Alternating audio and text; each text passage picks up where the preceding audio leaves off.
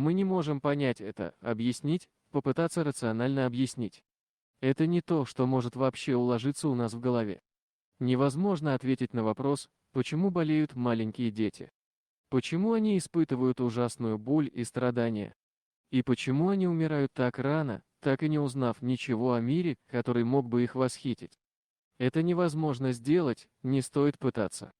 История Нолана Скали тронула миллионы сердец. Невозможно было равнодушно пройти мимо такого замечательного мальчика, который до последних дней жизни думал только о близких и их счастье.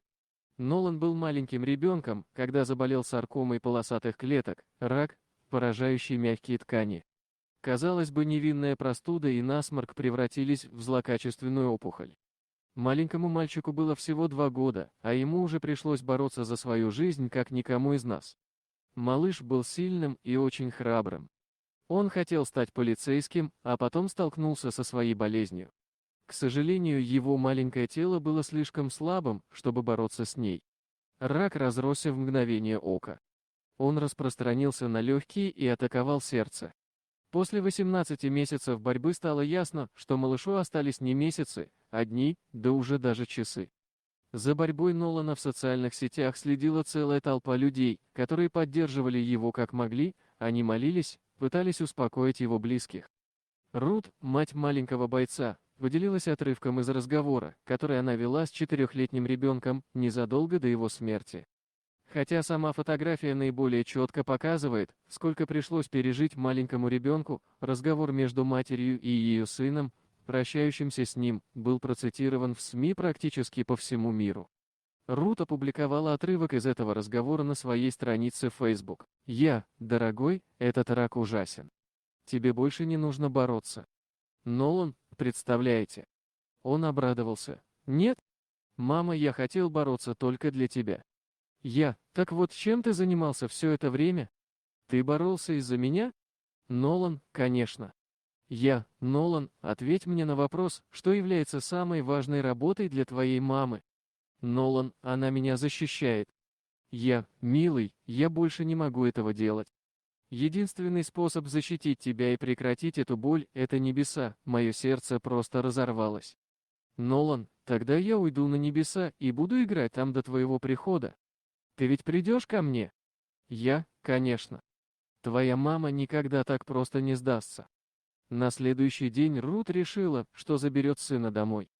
Но он не согласился, он предпочел остаться в больнице.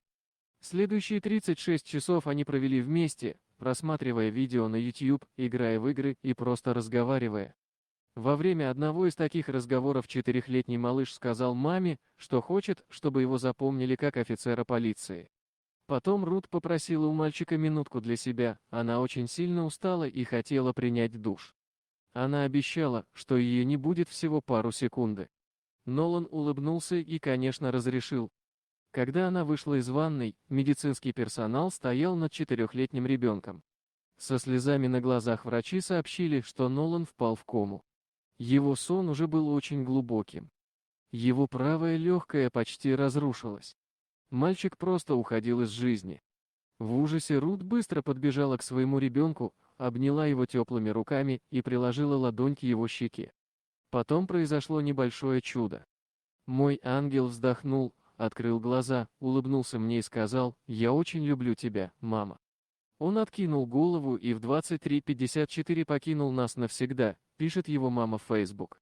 Женщина закончила свой пост очень личным признанием, она призналась, что теперь она боится ходить в душ.